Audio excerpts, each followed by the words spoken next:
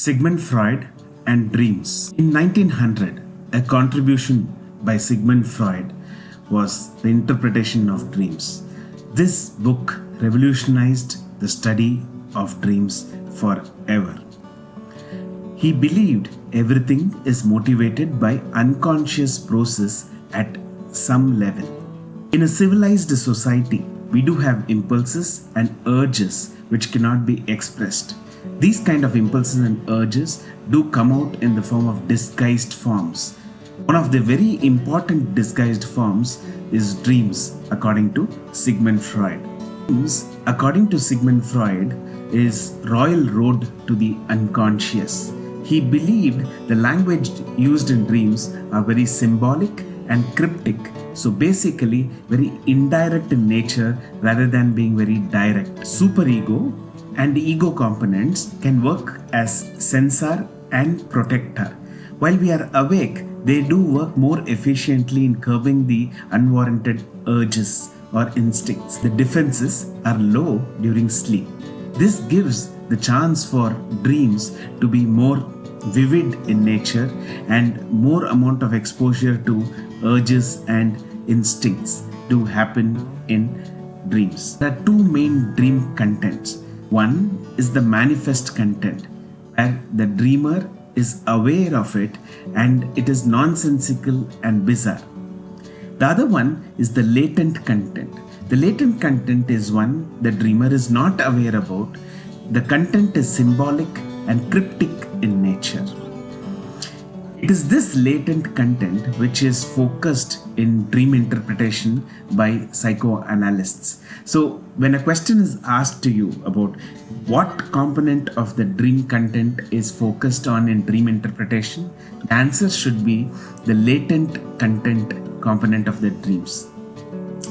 Free association is one of the important techniques which is used in dream interpretation, which means when the client is lying on the couch, he's asked to come up with anything and everything which comes to his head, even if it doesn't make sense to him. Based on the kind of content he comes across, the analyst with the experience and knowledge about psychoanalysis comes up to explain possible causes and reasons for his content. Sigmund Freud, at the core of it, believed dreams are manifestation of underlying wishes. Dream content is of two components, manifest content and the latent content. This is where the dream process happens. What does the dream process do?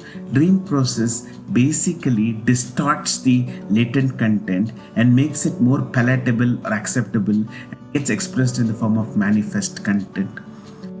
Various important dream processes are condensation, displacement, symbolic substitution, and secondary review process. What does condensation mean?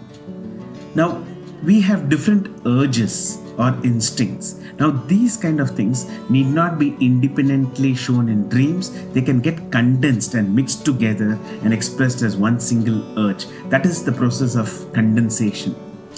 What is displacement? Unwarranted urge against mother could be very distressing and anxiety provoking.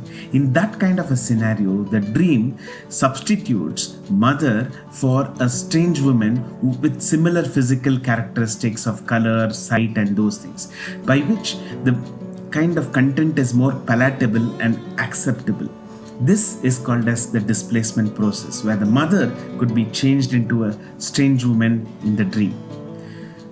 Symbolic substitution is one of the other important dream processes. So what happens in symbolic substitution? As the name suggests, emotions or any other components of realistic life could be expressed in the form of symbols. For example, anger can be expressed in the form of knives, fire, or broken glasses everywhere. These kind of examples could explain symbols instead of the underlying emotions or conflicts. There is a secondary review process. What does the secondary review process mean? When the dreams get formed, they are kind of having a lot of irrational or instincts which could be quite distressing. Now, these urges and instincts and material which is very distressing goes through the secondary review process, wherein it is kind of edited at an extent that the distress associated with the content is reduced.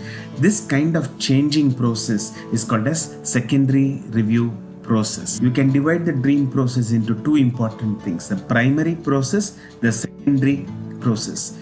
Primary process includes the condensation, displacement, and symbolic substitution, whereas secondary process includes the secondary review process. Emotions or affects or feelings are an important component of dreams.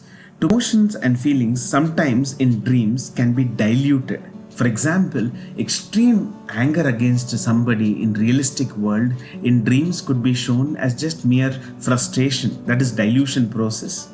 Exaggeration can happen. What is exaggeration?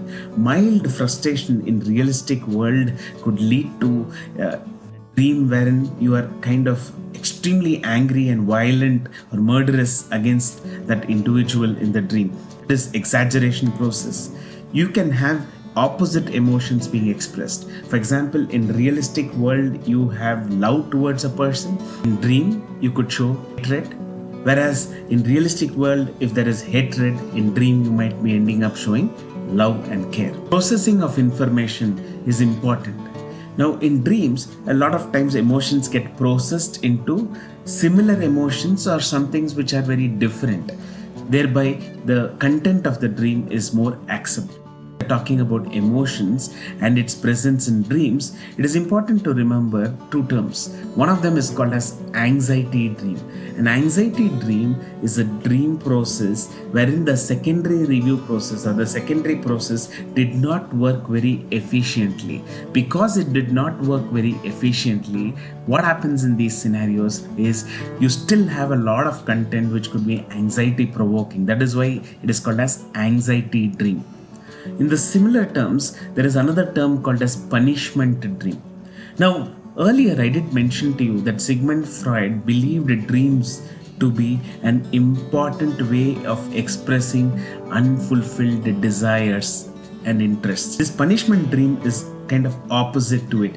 You go through a bad experience in dream. So how did he explain this punishment dream? He believed that some of the emotions in dreams need not be expressed in the same way. The opposites can be expressed in the dreams. For example, if you love somebody in the real world, you might be punishing or you might get punished in the dream, which could be an example of an opposite expression. So this kind of explanation was given by Sigmund Freud to describe these punishment dreams. The three key takeaways are: dreams are road to the unconscious.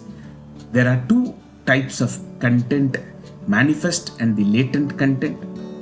Dream process involves condensation, displacement, symbolic substitution, and secondary review process.